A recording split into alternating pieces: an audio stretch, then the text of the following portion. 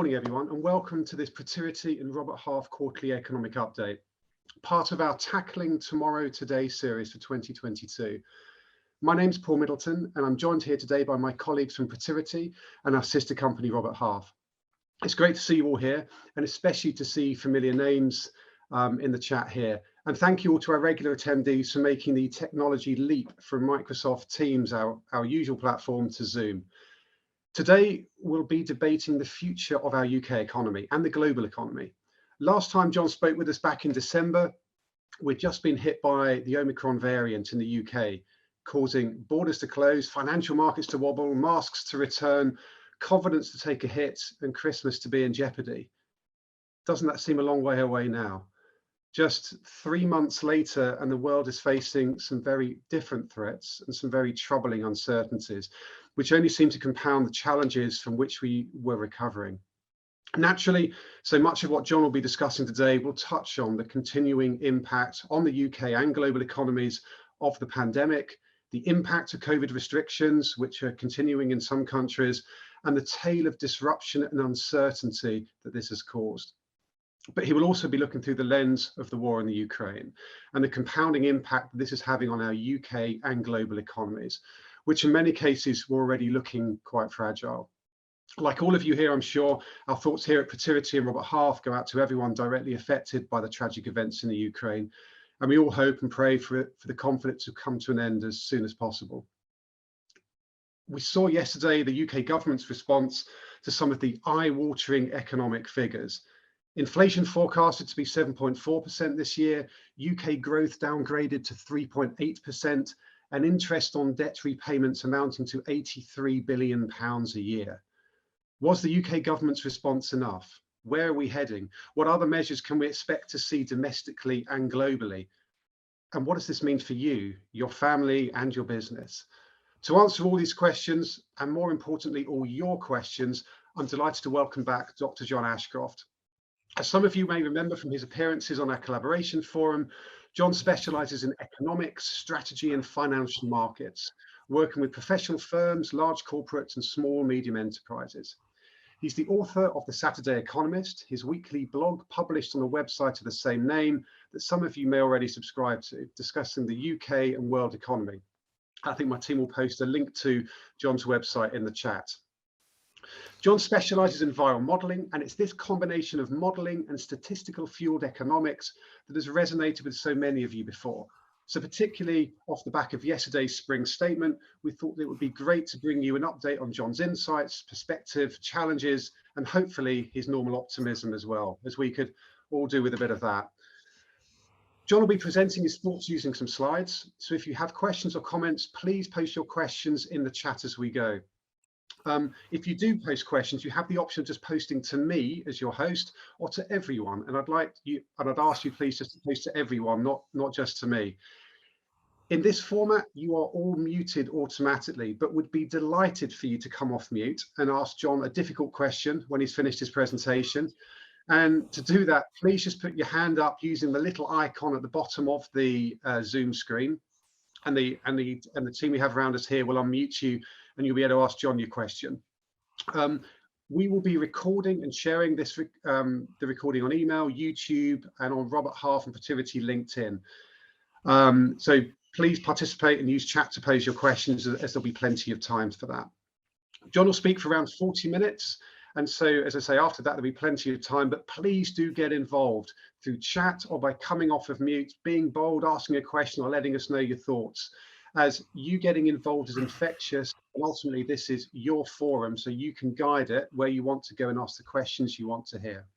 So, John, great to see you again. Thank you for joining us, and over to you. Okay, well, thank you, Paul. Good morning, Paul, and good morning to everybody.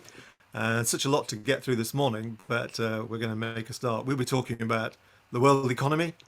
We'll also be focusing on the UK economy, and we'll also be looking at or commenting on the Chancellor's spring statement yesterday. So I'm going to pull up my slide deck, technology allowing, and here we go. So if I share this to myself first and press play, and away we go.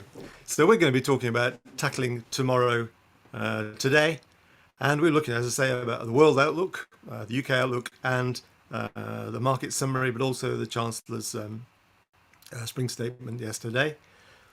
Really, the evidence is we're going to be talking about lower growth. We'll be talking about higher inflation. Labour market still mixed at the moment because in the US and the UK, analysts and government are still very positive about the market outlook, and also the implications of higher interest rates, because higher interest rates are coming. Yes, we are leaving planet ZERP, as we've been talking about for some years now. So we're leaving planet ZERP. Fasten your seatbelts, but don't forget your cancellation insurance, because the central bankers could change their mind at any stage. So we know there's been a pandemic shock. We dealt with that. And that led to the economic shock. We dealt with that. That led to the seismic shock between supply and demand, which we talked about previously. And then we had the first round of the inflation shock. Then to follow, the monetary shock. And now the shock of war. But central bankers are grappling with the challenge of dealing with inflation and the challenge of interest rates. So here's Ed Conway talking to the governor with a tough question. There's this kind of internet meme, I don't know if you've seen it. You had one job. Well, the Bank of England has one job, keeping inflation under control. And yet, your target's 2%. You're looking at inflation being 7%. So you have one job. Yes. Yeah. Yeah, so no tough questions for me like that today, please. So we talked about the seismic shock, this dislocation between demand and supply, which was happening through last year as the Western economies recovered and supply difficulties were in place. We also saw in the US this concept of helicopter money. We're not talking about QE here, but the fact that checks were being sent, signed by Trump and also by Biden, pumping money into the economy, unless this led to the tsunami of dollars, especially in the USA, which created the sort of first round inflation effect, leading on to the commodity price shock. Then, of course, we had the shock of war with the appalling invasion of Ukraine. And generally now we're thinking this is a great miscalculation for Putin. He was faced with the shock of the encroaching development of NATO. And what he wanted to do is develop his buffer states from Crimea to Kaliningrad, and also from the Black Sea to the Baltic Sea. But he failed to realize, he thought the NATO allies were going to be split, he failed to recognize the strength of the Ukraine resistance and the quick reaction. And what we've got to do is put Putin in perspective, because here is our global map of GDP, and in the bottom right section, as I look at it, this is the Russian economy. And we have to put Putin in perspective. Basically, he's now involved in a bear hug, big squeeze on the Russian economy. And we've got to recognize that in terms of GDP, Russia has been pushed out of the top 10 by Canada and South Korea. And if there's a significant 10% shock to the economy this year, which some people expect, that means Russia is going to be pushed down to 15th place, just ahead of Mexico. And when we look at military spending, in terms of the US and China as the biggest spenders, when we look at the NATO spend compared to Russia, that's $1 trillion compared to Russia's 48 billion. So when we look at this in perspective, it's a huge challenge for Putin. We're talking now about Moscow on ice, the process of isolation, containment and exclusion. And with the development of the embargoes of oil and gas from the West specifically, this means there will be real challenges for the Russian economy in this year and in the years ahead, but also that's creating shorter term problems for the Western economies, especially in Germany or Europe, where they're dependent on Russian gas. I have to say, believe it or not, 2 years ago, I was in Moscow as a guest of Gazprom, talking about the digital disruption. And being in Moscow at that time, it was just an incredible, just great city that was. And looking at some of the best restaurants in Moscow, the Muscovites are not going to take kindly to a reversion to a Stalin-esque style economy. Anyway, that's enough of the Russian situation. But when we looked at our wall of worry last year, we did note the challenge of global conflict and global tensions. No one expected the Russians to move into Ukraine. Not even analysts better qualified than me to look at it. But we do our dimensions of international strategy, where we monitor 15 world hotspots and 10 conflicts to watch. But no one quite saw this one coming. Next, we've got to be careful of how the Allies react to what develops in the South China Sea.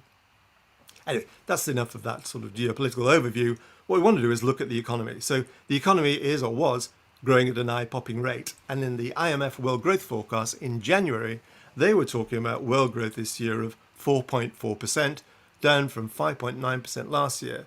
And when we looked at the growth projections by region, they were still pretty positive.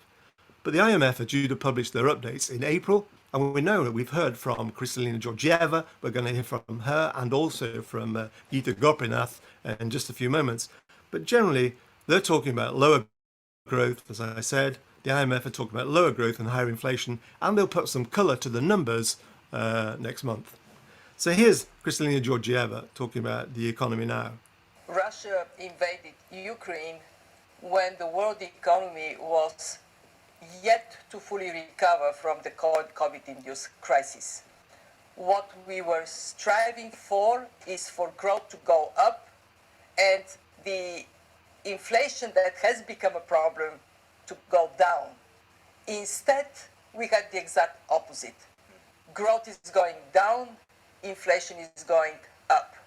And we are assessing the impact of the war and the sanctions in different parts of the world and different categories of countries.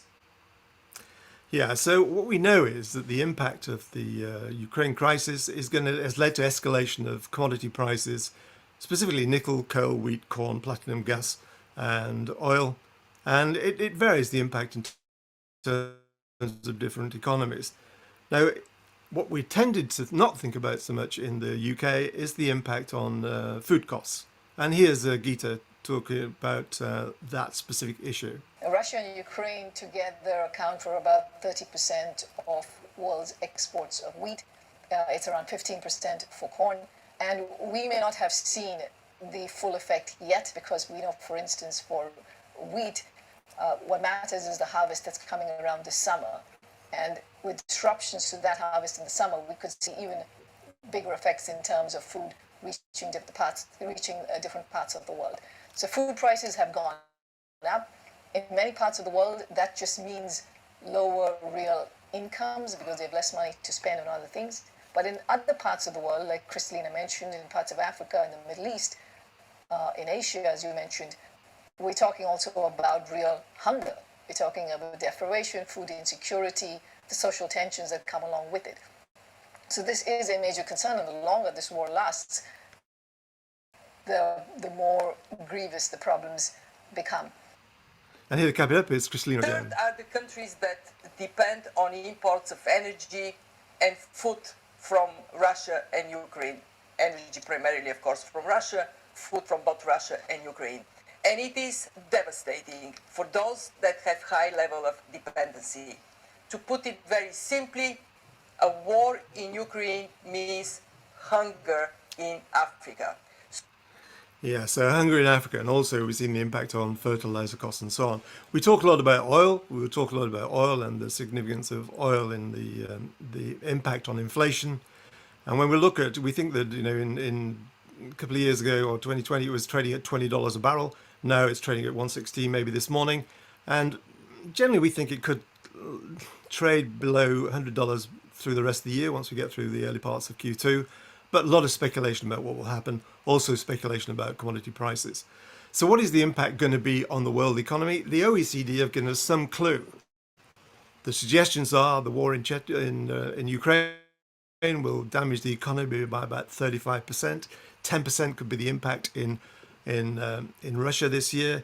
In the euro area, it could be just under 1.5%. In terms of the USA, maybe 0.7%. And the world as a whole, around 1%, the shock there. So we're trying to assimilate those shocks into the system, and similarly, the big impact on inflation with the euro area possibly over 2%, and in the world at large about 2.5%, the shock of prices on top of what was expected in any case. Looking at world trade, we know that world trade increased by 11% in 2021, causing all these incredible problems of supply difficulties and difficulties on the sea with the container traffic. This year we think it's going to be around 6%, maybe a little lower now, around 5% given disruption, but it's still leading to big disruptions in trade and as those shipping containers move around the world. Now, again, we thought the transport costs were going to ease, but actually they're rising again with the cost of shipping from China to the west coast of America, about $15,000 now compared to the benchmark of $5,000 we're used to. So these big inflation shocks are really significant, and the shock of food costs is going to impact in Africa. But generally for the West, it will mean that we're looking at lower growth and also higher inflation. Now, looking at China, the second largest economy in the world at the moment, they stacked up growth of 8% last year, and they penciled in growth of 5.5% in the current year. No adjustments have been made to that number at the moment, but we know there are challenges because of COVID lockdown and additional challenges in terms of maybe demand from the West. But their target of 5.5% is intact at the moment. And we know this region in the world, we talk about it every time we speak, this is return of the Middle Kingdom, the dominant economy in the world, dominant economy in the world economy, this impact of China and the Asia Pacific region. We still think China will overtake the US as the largest economy in the world by 2030, and it's set to double in size by 2035. Second largest economy in the world, struggles to get into the top 50 in terms of GDP per capita. And we'll talk about the impact of the dollar because of this, that when we look at trading, we know that trading at the moment is dominated by the dollar and the euro on the SWIFT transaction basis. The renminbi not featuring at the moment. But here's Gita again talking about what could happen to the dollar strength in the future.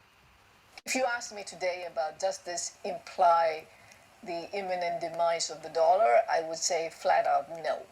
But that is not the case. But what we are seeing around the world is increasing fragmentation of payment systems that probably will further increase following this war. We are certainly seeing changes to global trade. For a fact, we know that energy trade will never look the same again after this war. And we are likely to see some countries, reconsidering how much they hold of certain currencies in their reserves. So fragmentation is indeed an important concern. And we know that typically, and I've worked on this issue of what generates the dominant currency, is usually currencies have complementary roles. They have a role in a payment for payments. They have a role as a store of value. And if we find that there are parts of the world that are moving on to making trade payments in another currency, not the dollar, for instance, or they starting to save in other forms of currency assets, then we could see pockets where we might see shifts happening. Now, the longer this war continues, and depending upon how it rolls out, and I'm just hoping that this ends as soon as possible, but we could see much more larger effects.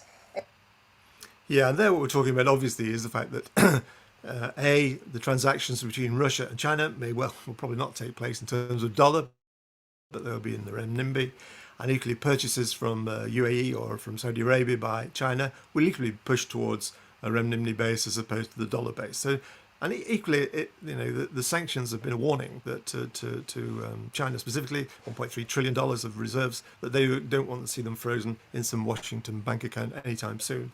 So we're not talking about a swift transition here, but nevertheless, it's a marker about the future strength of the dollar.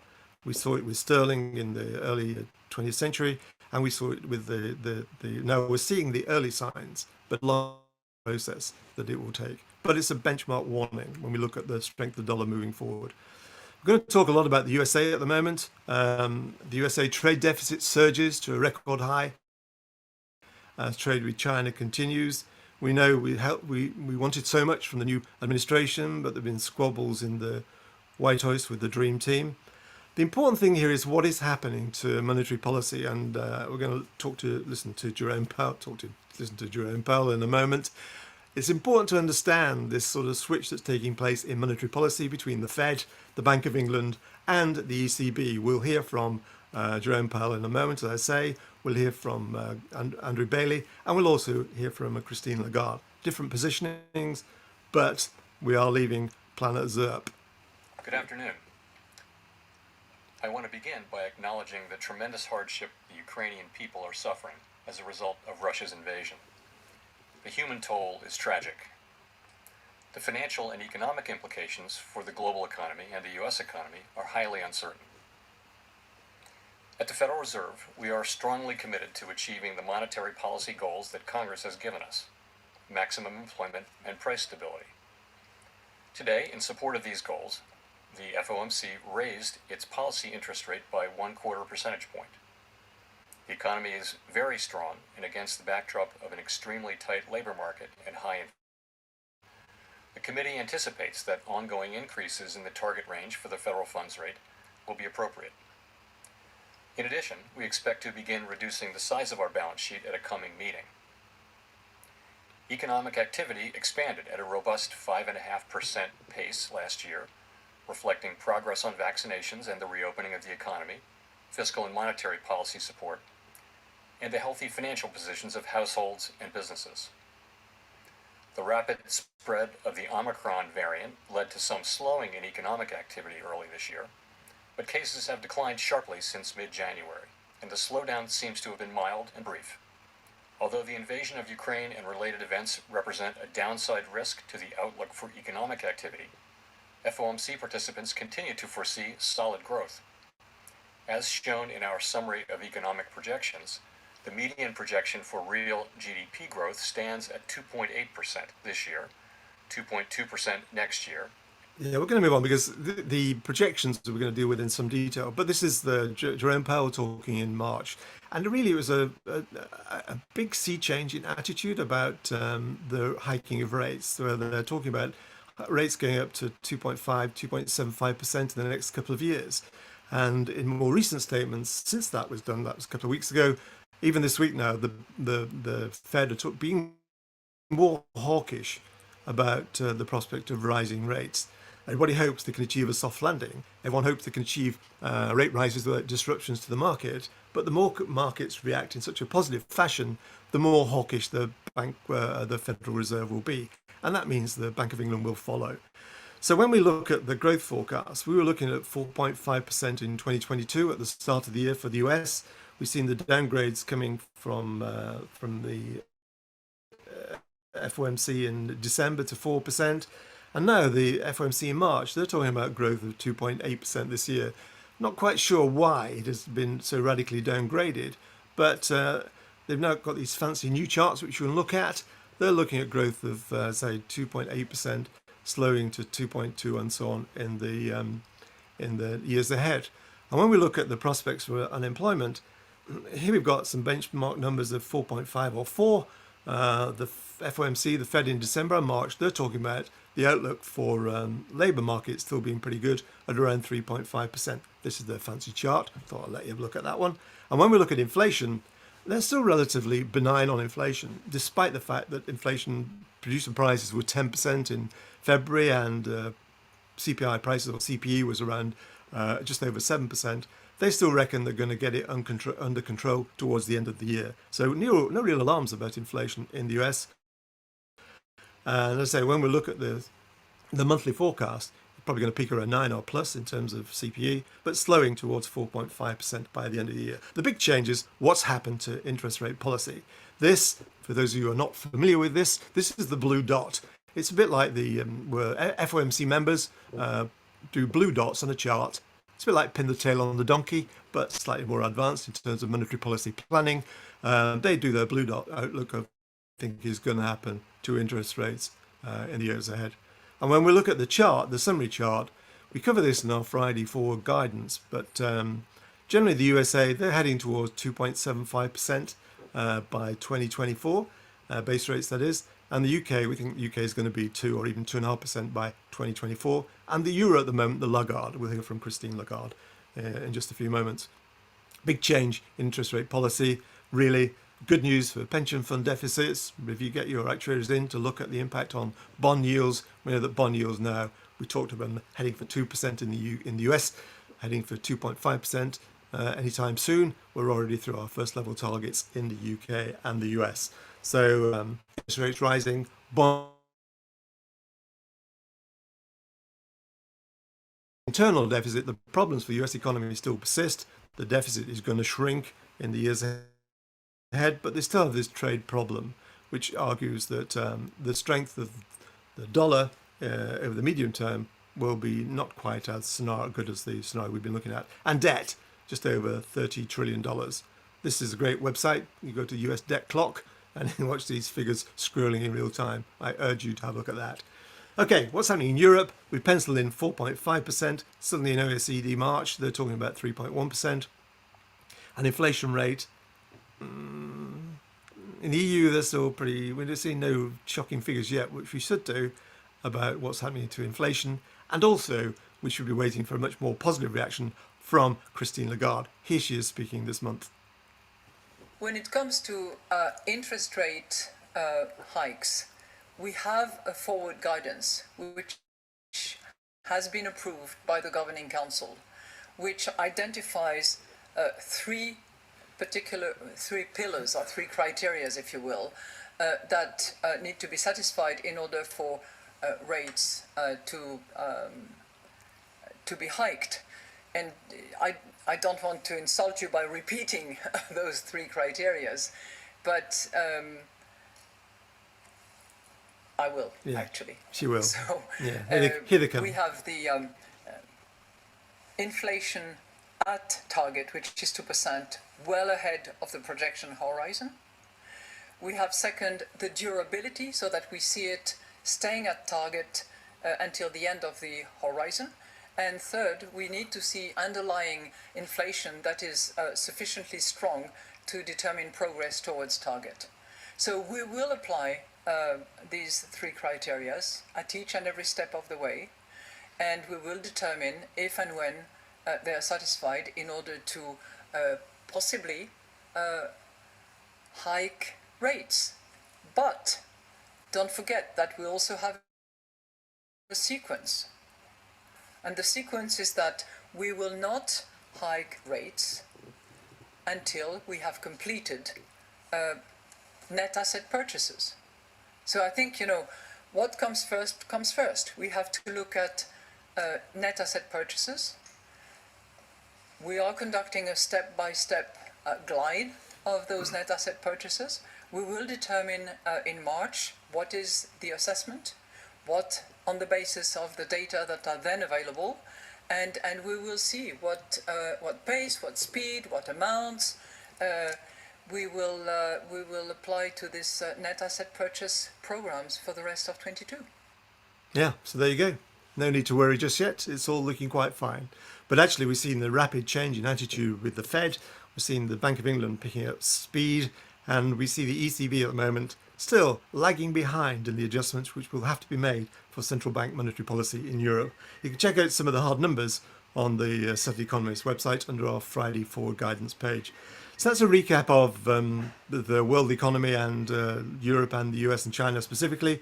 Now we're going to look at what's happening in the UK, and specifically we'll look at the forecast updates. Here's Ed Conway with a more extended interview with the governor. You have just decided to raise interest rates. You have told us that inflation is going above 7%. This feels like a big moment for monetary policy in this country. Can you explain what's happening? We're having a very big shock, particularly from the prices of things that we buy into the country, so particularly energy, gas. I mean, wholesale gas price has gone up, I think it's around 400% in just over a year, for instance. And also quite a lot of traded goods that we buy in from other parts of the world. And by the way, one of the things that's gone on in the COVID is that there's been a sort of shift from spending on services, going out and so on, to buying more goods. And that's around the world. I mean, this country is part of it, but it's by no means the largest part of it. And that has caused higher inflation. Energy prices, particularly the gas price, have been extraordinarily volatile as well. Now, I have to tell you, we can't use monetary policy to directly tackle the causes of these increases. But what we have to do is use monetary policy, particularly to limit what we sometimes call the second round effects, the follow-on effects. And that's a hard message, I understand, for households, because it's a matter of saying this is having a negative effect on incomes. Yeah, I think it's always good to see, to get a chance to listen to the Governor of the Bank of England, as with Jerome Powell and Christine Lagarde, to put some of these leading figures in context. So When we look at the specific numbers, we were projecting last year growth of 7.5% in the UK, which has come in more or less on track. And we expected growth of about 5% or just over 5% this year. Now, what we're seeing now is a downgrade. The IMF were downgraded to 4.7%. But in this, we look at this year, we think growth is going to be around 4%. The OBR came in yesterday at 3.8.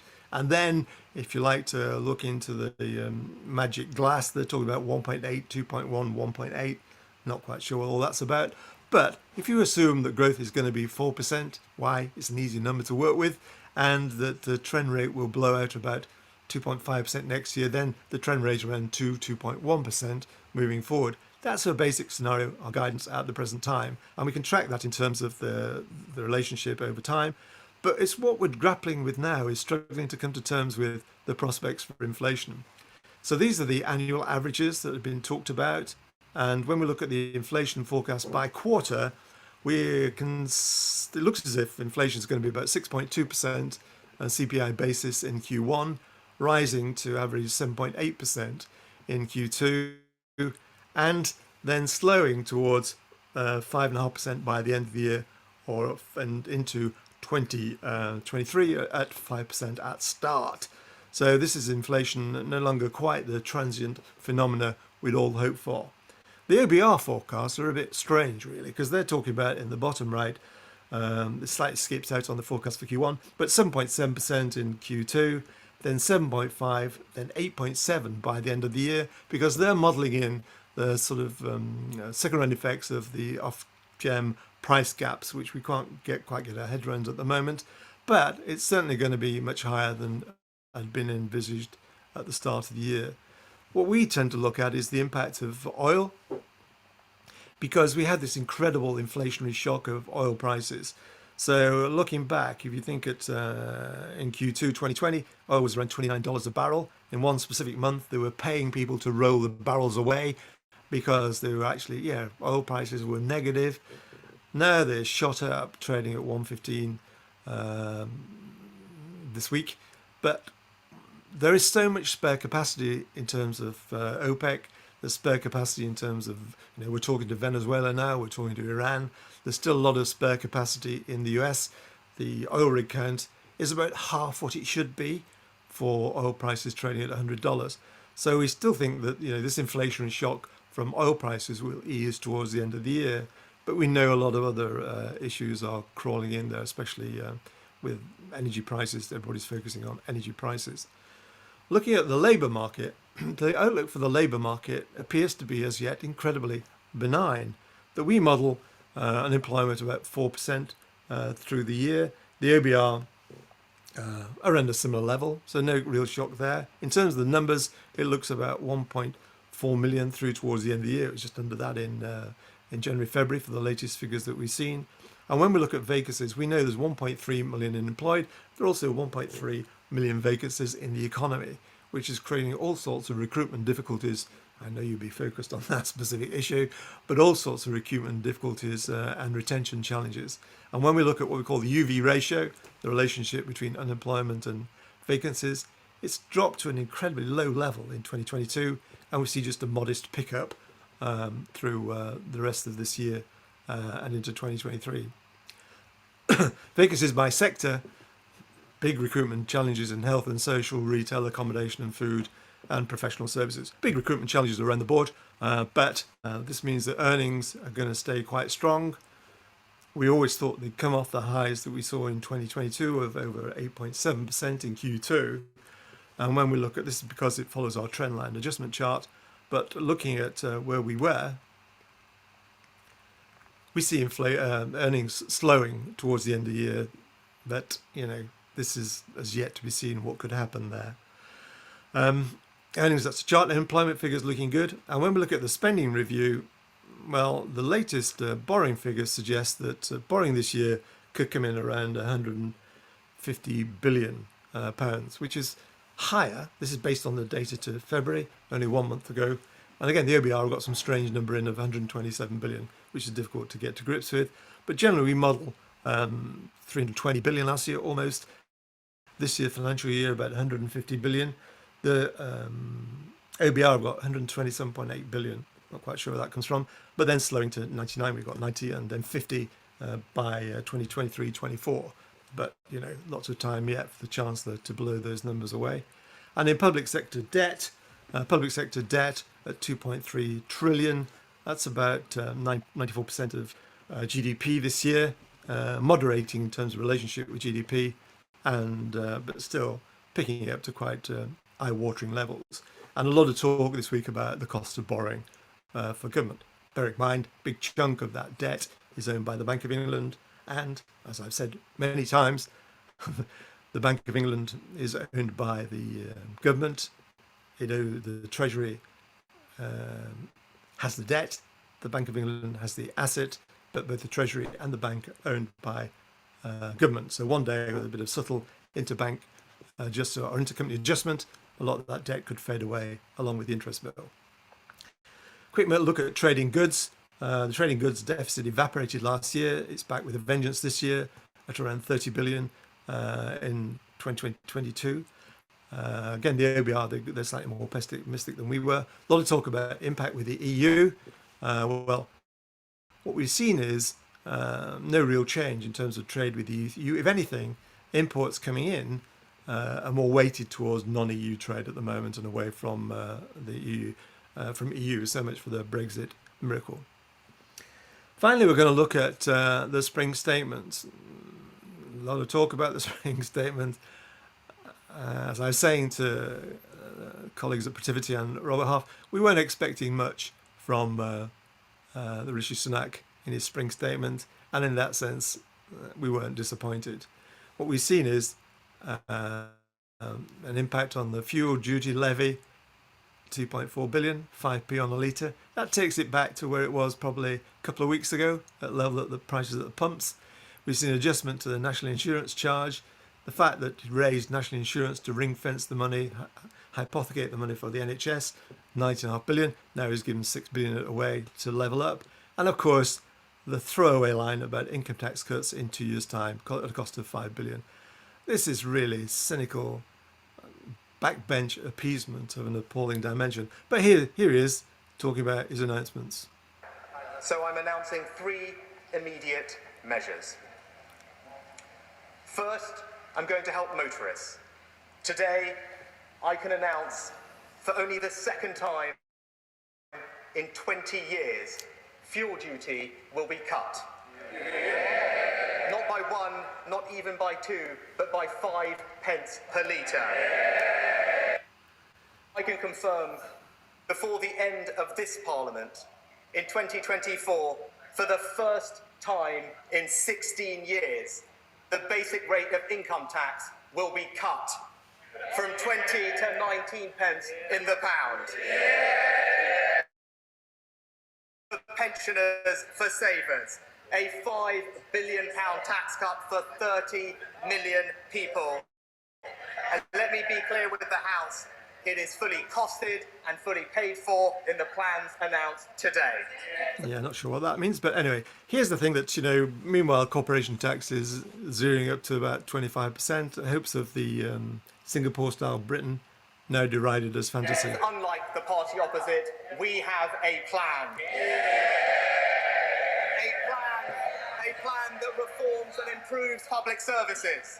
A plan to grow our economy. A plan to level up across the United Kingdom, a plan that helps families with the cost of living, and yes, a tax plan that cuts taxes on working families by over £330, cuts taxes on fuel by 5 pence a litre, cuts taxes on business, and yes, for the first time in a long time, cuts income tax.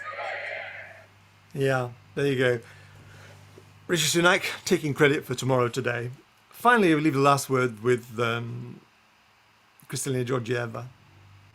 So my main message to the audience is we have to learn to deal with more than one crisis at one time.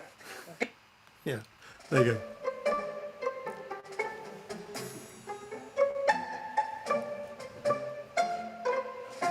Okay, I'm going to wrap it there because I'm not going to talk about markets this morning, but I'll just stop my screen share and come back live, hopefully.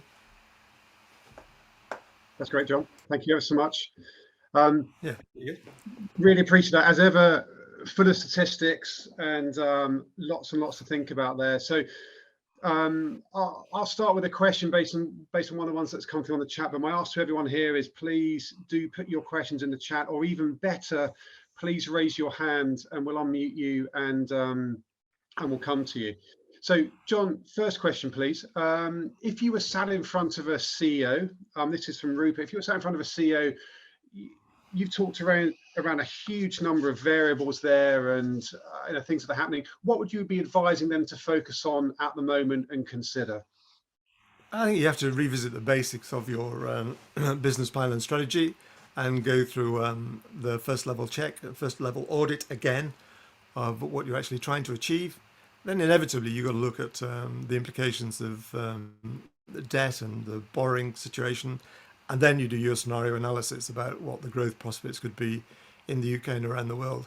But it's the big issue we face is not so much at the moment the challenge to growth and the usual recruitment difficulties, but what is going to happen to inflation and what's going to happen to central bank monetary policy. So back to basics, revisit your basics, make sure you do your scenario evaluation, and above all, check out the implications for debt on the business, and have a look at those pension fund deficits. They may be looking a lot better than they currently are in a year or two's time. Okay, thank you. So you showed your slide, kind of linked to that. You showed your slide earlier on your wall of worry, which, and as you said, we discussed that, and actually we got everyone here to contribute to that in the last meeting we had. What would be the top 5 things on your wall of worry at the moment then that you'd be talking to that CEO about? And well, they've got to be growth. They've got to be about recruitment, staff retention. They've got to be about the prospects for inflation, supply side difficulties, interest rate policy fundamentally, because we're going through this big shock. It's modelling those impacts on the business balance sheets, but also the prospects looking forward. So yeah, it's a complicated world. It always was, and that wall of worry. Now we've got to worry about the threat of nuclear weapons as well. So there's quite a lot of to talk about, and yeah, it could be a lengthy conversation. Absolutely. So thank you for that. Question from Hannah. Do you think the surge in oil prices is going to be accelerating the ESG agenda and the green economy? Well, that's a good question, because if anything, what we're seeing is saving the planet may just have to wait for the moment, because we're looking at ways of bringing more fossil fuels on stream quickly, both in the North Sea in terms of gas, but also the sort of a revisit to the questions about, in the US, what we've seen is, at current levels, $100, that the oil rig count should be about 900, and it's currently about 500. So that's been held back for a lot of issues, including ESG, but there's a lot of pressure from government now to get those oil rigs pumping again in the US, to get the gas fuels pumping again from the North Sea, and to bring Iran and Venezuela back into the world fold. So saving the planet may just have to wait in the short term, but if the price levels persist, then the push to alternative fuels should be easier. So short term, ESG, saving the planet, may have to wait a little bit, but generally the trend has to continue, which is one of the big themes. I didn't put those clips in, but one of the big themes that the IMF are ready to push. An important issue, but at the moment, the big challenge is getting Europe weaning them off that Russian gas, specifically in Germany. Absolutely. Thank you, John. I mean, if there are any reactions to that, or please do raise your hands, and we'll come to you. But in the absence of that, I'll move to the next question. Do you think, and you kind of betrayed, I think, some of your thinking around this when you said it, but do you think Sunak has done enough in the spring statement to help drive the UK economy into 2023 and where it can be? And if not, what more do you want to see to address some of the things you've mentioned? Well, the spring budget was always going to be a non-event, really. I mean, he had to, what his priorities to be to appease his backbenchers, B, to position himself better for the move next door, and C, to make sure the headlines would look good the following day. Now, he's achieved some of that with the backbenchers, not all. Not sure he's done much to improve his chances of moving next door. And the headlines this morning are not too good at all, really, because it's quite, and the IFS are quite scathing because they focus a lot on welfare economics, and the impacts for low income groups and middle income groups doesn't read too well there. And I think that in terms of the momentum for the UK economy, we came into the year with pretty good momentum, which will be maintained. So we still think that we'd see growth this year and next. The issue is coping with inflation and reacting to Bank of England monetary policy. But really, to announce the national insurance increase, which you did so-called to ring fence for the NHS, and then to make the changes to allowances is contradictory. Logically, it's a good logical move to increase to level the benchmark or opening rates for NEC and income tax, but generally it doesn't read too well amongst serious analysts. And to throw in the tax cut at the same time that corporation tax rates are rising and national insurance costs are rising for business, it just looks like a cheap political gesture, and it should be outlined as such. So I think it was disappointing in that sense. As he did enough, he didn't do much, so it won't really change issues in terms of momentum for the economy. So what would be the big things that you're looking for then to really drive the UK economy into 2023? If you were running the shop there, what would you be looking to tweak? Well, I think you've got to let markets run, really. There's no scope for the debt is coming, the borrowing levels are coming down, but they're still quite high.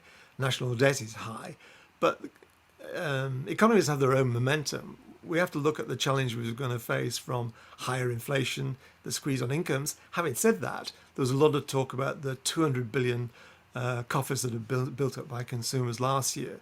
That a lot of it managed to spend on housing, but nevertheless, the balance sheets of households are in good shape coming into the year. It's a question of standing back and let that momentum take place, and you're going to have to take the hit from central bank adjustments. So I think there isn't scope for them to do anything. We don't want to see, why cut corporation income tax from 20% to 19%? It just makes the arithmetic more difficult. Why not look to level up, as you do with NIC starting rates and also income tax starting rates? Why not look to level up the corporation tax and income tax at about 20%? So if anything, you should look to cut the level of corporation tax to create that momentum for business. And I think that's the key thing really at the moment. Thank you, John. I believe Phil has his hand up, so we'll come to Phil next. Hi, yeah. Can you hear me, Paul? We can hear you, Phil. Yep. Yes. So I'm kind of conscious that the recruitment market in consulting, but also many of our clients, is pretty crazy, and we've heard terms of haven't seen anything like this in the last 20 years. I'm just conscious with the inflation and your sort of thoughts on that's going to happen in terms of wage price inflation and how that might make the market even worse than it is at the moment, or challenging, I should say. Yeah, I think that's a good question, because we've seen in the US and in the UK the downgrade to growth figures for the US economy and the UK economy. We haven't seen those adjustments to the labour market at the moment. So the labour market is still going to retain, in terms of the unemployment rate, still going to remain remarkably low. They do see more participation rate in the UK increasing slightly as more people come back into the workforce. So that should ease the level of vacancies from the highs of 1.3 million that we've seen. And also there's a natural sort of swing down in terms of those figures of 9% or 8.7% in Q2 last year for wages. They were an anomaly because of what happened the previous year. So at the moment, economists, we always like to see this return to the mean, the return to average, return to kindergarten maybe. But the wages moderating to about 4.5%, the disparity between vacancies and unemployment easing towards the side of recruitment. But it's going to be a tough call, and I think what the central bank wants to avoid is this escalation in wages, because if we see that, then the rate of increase in interest rates could be even higher. So from a recruitment's perspective, slightly lower growth, still a tight jobs market, improvement in the ratio in terms of the number of vacancies to the employment level should lead to some slight easing.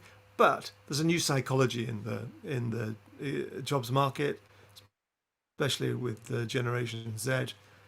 We talked about this last time. We're not talking about it today, but it's a more difficult world in terms of recruitment and a more difficult world in terms of retention, which means that means you're getting commissions more frequently through the year, probably.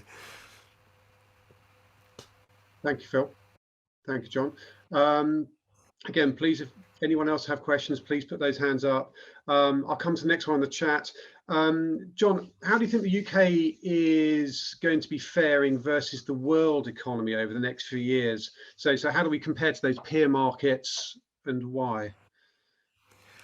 Yeah, well, I think the OECD and the IMF will be touching on this, and the IMF specifically in greater detail next month. But generally, if we look at Asia, they're relatively, especially the Chinese economy, lots of central government support there. That's going to be the strongest growth pattern for setting the path for the dynamics for growth in the world next year. The US equally, USA, North America, still looking quite strong with growth penciled in at around 3%. Not even sure why it's so low. But when we look at forecasts for the UK, it's going to be about 4% this year, then reverting to trend about 2.1%. That's about a similar trend rate that we'll see in Europe. But in the short term, or this year, then the shock to the European economies will be greater because of the dependency on Russian oil and gas and the markets there. So the UK should look good compared to what's happening in Central Europe. But still, doing well compared to the USA, not quite as well, but not quite as well as the star performer, which will continue to be in Southeast Asia. So yeah, it still looks pretty positive. But Brexit, not a great fan of Brexit, especially now with the consolidation of EU economics and NATO. Not a great fan of that, and we don't see any great surge in prospects for exports to the rest of the world. But yeah, for those reasons, the trend rate of growth should slow to 2.1% in the next 18 months, which is a similar growth pattern we'll see in Europe. But in the shorter term, the UK will do better or appear to do better. So let's look at the markets then. Let's start off with commodity prices. Do you think we've reached a peak in commodity prices? Well, that's obviously a zillion-dollar question. We model oil quite a lot. And, I think even the OBR, they've got oil coming down to about $80 within a couple of years' time. Certainly trading over. And the big thing with OPEC is OPEC will tolerate, they like high prices, producers like high prices, as long as it doesn't lead to demand destruction.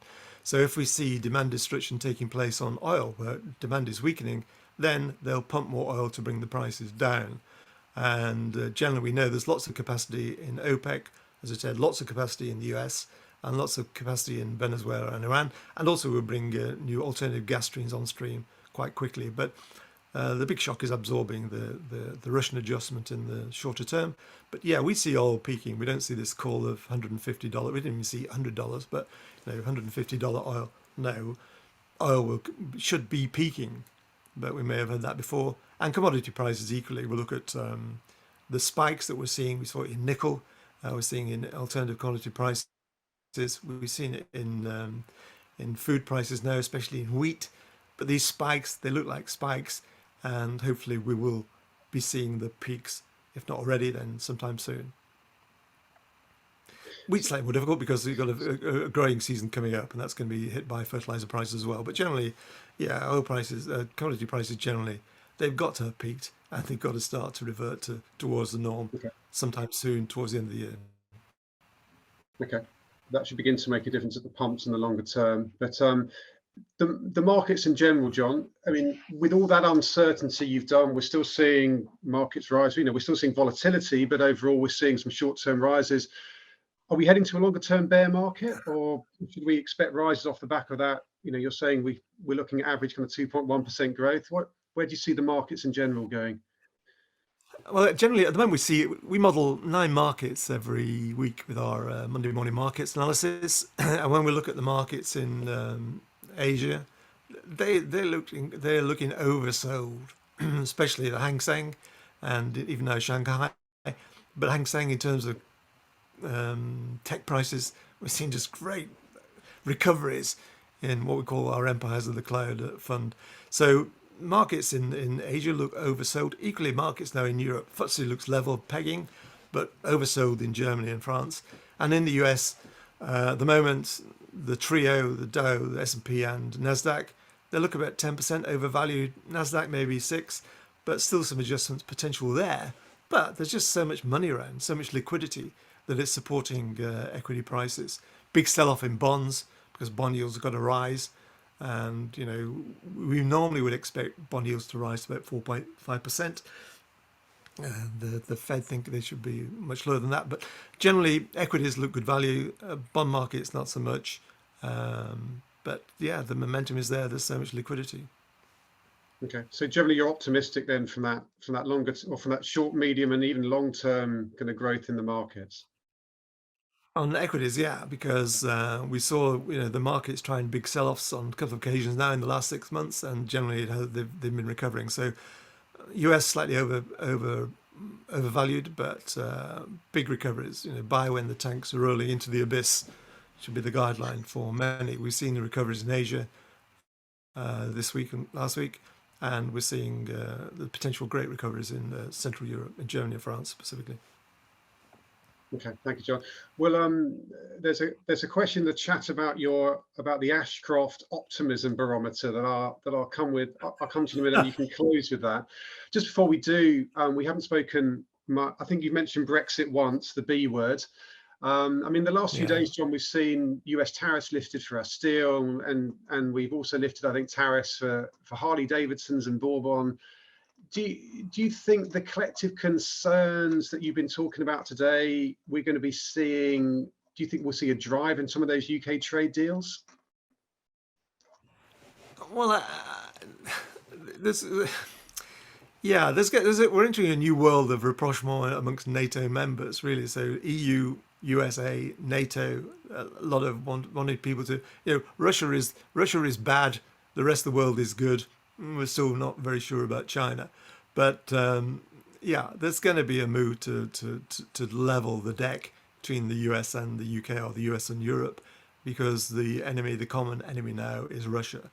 So yeah, there could be some momentum there, but don't get your hopes up over much. And in terms of what you're seeing and what you're predicting in terms of the real effects of Brexit, how's that compared to your expectations kind of a year or so ago? Well, it's like you say about the French Revolution. It's too early to say if it's a benefit, but I think that Brexit, what we're seeing at the moment is the switch between imports, so greater imports coming from non-EU countries now, a drop in trade from Europe itself, and exports really hit a little bit, but not too badly over much. So yeah, nothing too damaging and nothing too overexciting. Thank you, John. So to wrap us up then, John, on the Ashcroft Optimism Barometer, where are you compared to where you were at the end of last year, and where are you directionally for this year, looking forward?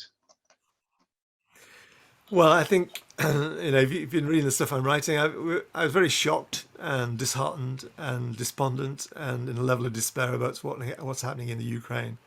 And I think the Russian invasion and the devastation we're seeing in Ukraine is quite appalling. And Putin and Russia should be placed on ice in a process of isolation, containment, and exclusion for some time to come. So we want to see an end to that devastation, and quickly. But for the world economy, we're reasonably positive. Great excitement to see what happens with inflation, and great relief. We're leaving planet ZERP. We're actually leaving the world of negative rates and zero-based rates back to the reality of real rate rises and positive bond yields. Fantastic. John, we'll leave it there. Thank you ever so much. We're at the top of the hour. Thank you very much, everyone. We've run out of time. But if you like what you've heard today, please feel free to contact us at Protiviti and Robert Half, or indeed John himself. And as I say, please, you'll see the link to the Saturday Economist here in this chat. I'm sorry if I didn't get directly to your question, but as I say, you can please come to us with those directly, and we can be delighted to talk about them. There'll be a video of our forum posted on our website, so please share that with your colleagues, friends, and LinkedIn contacts. So until next time, John, on behalf of all here, on behalf of the Protiviti Robert Half team, I'd like to thank you very much, and thank you to you all for joining us today. We'd like to extend our best wishes to you all. Stay safe, be bold, be kind to each other, and we look forward to seeing you all next time. Thank you very much, everyone.